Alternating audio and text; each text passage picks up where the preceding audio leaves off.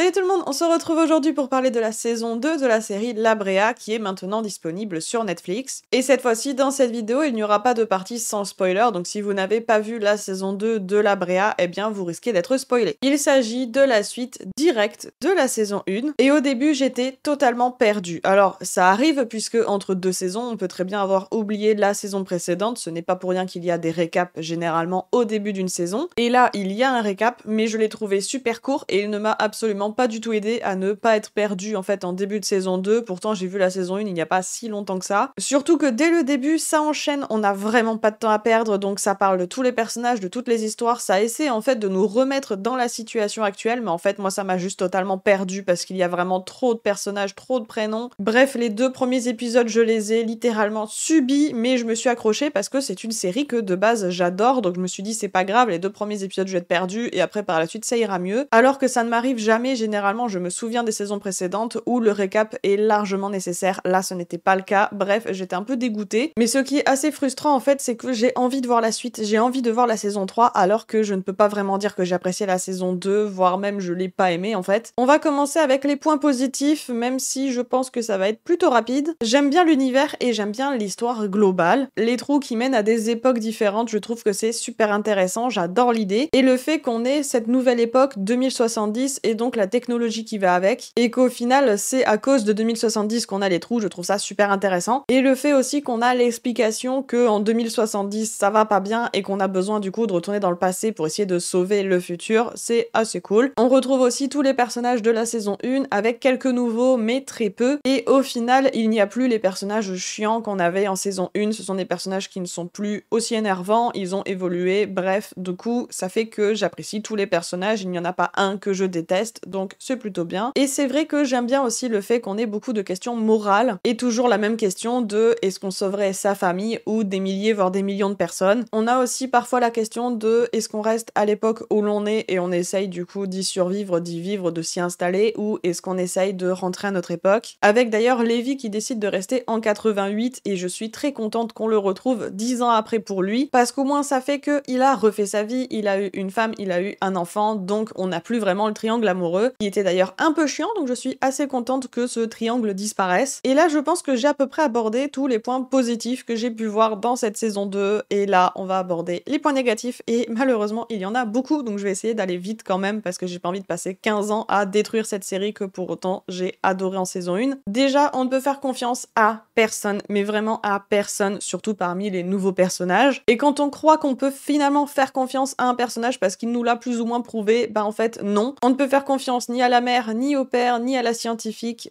bref, on ne peut faire confiance à personne, ils retournent tout le temps leur veste et c'est super frustrant. J'aime bien avoir des doutes en fait sur un personnage parce que je pense qu'il est plutôt méchant, même s'il a l'air gentil, je me dis que non, il y a un truc qui va pas. Mais là pour le coup, c'est ça pour plein de personnages et c'est super frustrant. Après, il y a aussi deux points qui m'ont énormément dérangé en saison 2 qui fait qu'en fait ça me sortait totalement de la saison 2. Et ce sont des points qui sont également visibles en saison 1. Jusqu'en saison 1, j'ai pas voulu m'attarder à ça, je me suis dit ok, c'est la première saison, ça peut être un test aussi pour la série, donc on va pas trop y faire attention. Mais déjà, ce sont les effets spéciaux et les fonds verts. Les fonds verts se voient de ouf, c'est moche, c'est affreux. Et autant pour une vieille série, je pourrais les excuser parce que c'est une vieille série, c'est peut-être un peu trop cher, trop dur à mettre en place, j'en sais rien parce que je ne suis pas du milieu.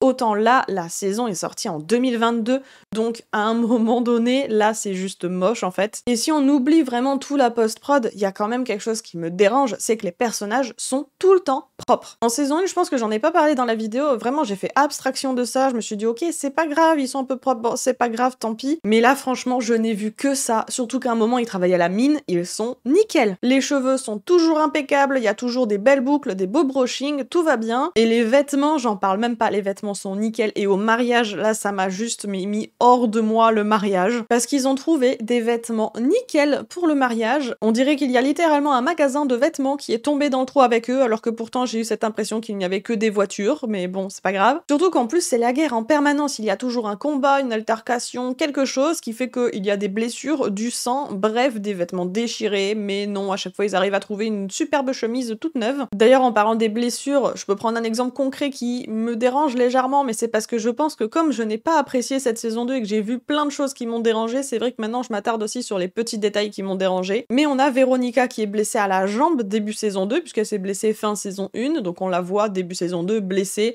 2 jours après, elle gambade, tout va bien, nickel, il y a plus de blessures. Bref, j'ai vraiment l'impression d'être salée et très aigrie sur cette saison 2, pourtant, en fait, je peux pas dire que j'ai détesté cette saison 2, juste je suis très déçue, en fait, parce que je l'attendais, cette sortie, je l'attendais, cette saison 2, et je m'attendais à une saison 2 bien meilleure que la saison 1, mais en fait, pas du tout, vraiment pas. J'ai aussi cette impression que dans la saison 2, on a décidé de nous donner des traumas, parce que vraiment, les araignées, c'était horrible, même si ça a pas duré très longtemps, c'était horrible. Et les guêpes, là, les guêpes, pareil, les guêpes, j'ai pas compris. On nous explique que les guêpes étaient en dormance depuis tout ce temps. Alors, il y a eu des attaques, ça les a pas réveillés. Il y a eu le troupeau de bisons qui est quand même passé à cet endroit-là. Il y a eu également les klaxons pour les faire changer de trajectoire. Tout ça, ça n'a pas réveillé les guêpes. Par contre, un bout de bois qui va tomber au sol, là, par contre, c'est bon, ça réveille toutes les guêpes. Et en fait, ce qui est très frustrant, c'est que j'ai cette impression d'avoir raté des choses. J'ai cette impression qu'on nous a donné une explication légitime à tout ça et que je suis passée à côté.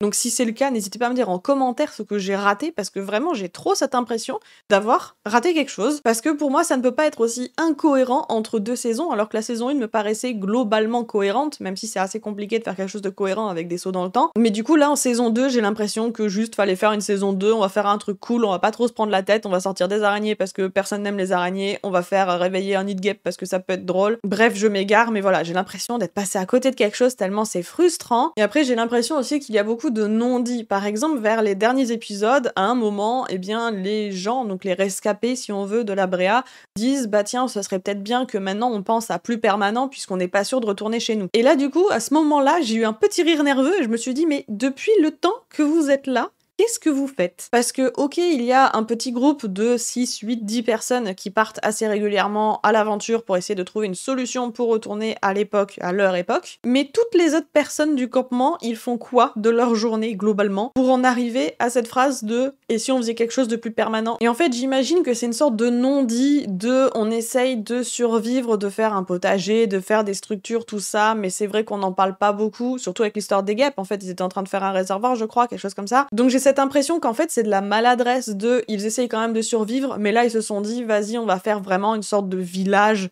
de quelque chose de plus construit disons, de plus organisé, mais en fait j'ai trouvé que c'était tellement maladroit de l'amener comme ça, comme si en fait depuis le début ils ne font rien de permanent. Et par moments j'ai eu cette impression qu'il y a des choix faciles qui ont été faits tout simplement pour éviter des incohérences ou tout ça. Par exemple à la fin quand Eve et Izzy retournent dans le passé de 4 heures pour essayer de sauver Gavin, je trouve que l'idée est sympa, forcément elles vont réussir, c'est cool, mais au final je me demande qu'est-ce qui s'est réellement passé durant ces 4 heures, disons, alternatives. J'aurais bien aimé en fait suivre ce point de vue-là avec Gavin qui reçoit le message, d'ailleurs qu'est-ce qui était marqué sur ce message, savoir ce qui s'est passé dans la grotte, est-ce qu'il y a eu la rencontre avec le lézard, est-ce qu'ils ont réussi à se défendre ou à le tuer ou je ne sais pas. En fait ça fait partie de ces choses où j'aurais bien aimé en fait que ce soit approfondi et que j'ai cette impression que on a choisi la facilité pour pas qu'il y ait d'incohérence ou quoi que ce soit. Bref, c'est vrai que je suis assez négative du coup sur cette saison 2. Après, j'aime bien quand même les personnages, j'aime bien l'univers, je l'ai déjà dit, et j'ai quand même envie de voir la suite, donc forcément que je regarderai la saison 3 en espérant être beaucoup moins déçue. En tout cas, c'est sûr que j'ai préféré la saison 1 à la saison 2, peut-être aussi parce que la saison 1 c'est la découverte, donc c'est peut-être moins compliqué si on veut, puisqu'en saison 2 on a quand même 2070 qui rentre en jeu, donc c'est un peu plus complexe. On a également les voyages dans le temps, le voyage en 88, tout ça, donc c'est vrai que la saison 2 est beaucoup plus complexe et du coup peut-être un peu moins facile à apprécier. Voilà, cette vidéo est maintenant terminée, n'hésitez pas à me dire en commentaire ce que vous avez pensé de cette saison 2. N'hésitez pas non plus à mettre un petit pouce en l'air, ça aide énormément la chaîne, et à vous abonner. Et sur ce, je vous dis à bientôt pour une prochaine vidéo.